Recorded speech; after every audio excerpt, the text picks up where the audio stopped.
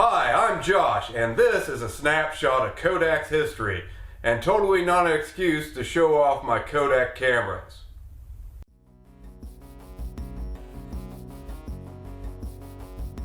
For those of you who have never had to wait longer than a few seconds to see the pictures you've taken, Kodak was the leading name in photography throughout the 20th century.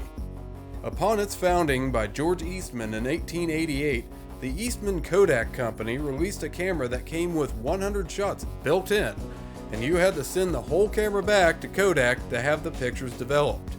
To put that in perspective, you had to use every shot in that camera before you paid for the luxury of being without that camera for days and weeks before getting that camera and pictures back. In 1897, the foldable pocketable camera was invented, making photography much more portable, accessible, and in my humble opinion, stylish.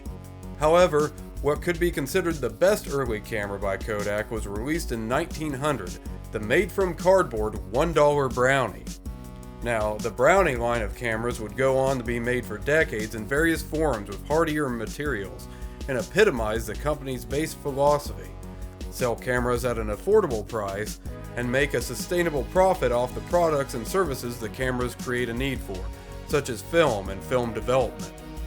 I'm not going to delve deep into the rich history of Kodak film, but it is worth noting that Kodak released the first successful color film, Kodachrome, in 1935.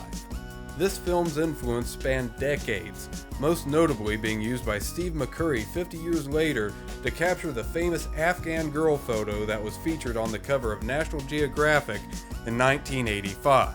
If you don't know what picture I'm talking about, pause the video, go Google it. I'll wait.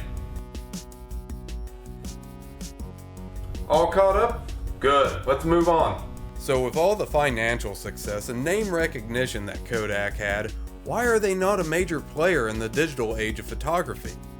Considering that Kodak had actually created a digital image sensor back in 1975, a camera-sized megapixel sensor in 1986, and developed the first DSLR camera in 1991, they could have easily positioned themselves for early dominance.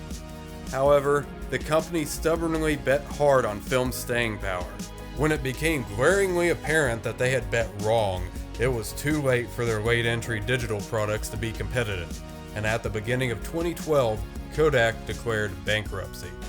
They have found a way to survive into 2020, albeit not as visibly as in the age of film photography. If you want to learn more about Kodak's history, such as its contributions to science and exploration, the links to my sources are in the video description. Before I close this video out, I actually have a couple Kodak bonus facts I wanted to share. George Eastman actually made up the word Kodak. He wanted something that was easily recognizable and trademarkable.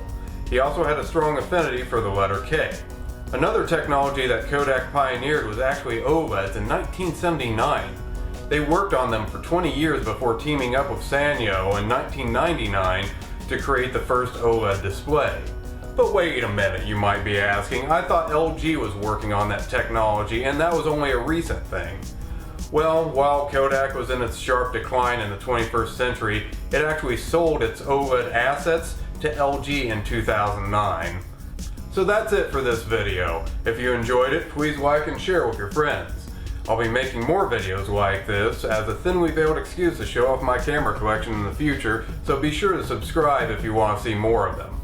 Thanks for watching, and I'll see you in the next video.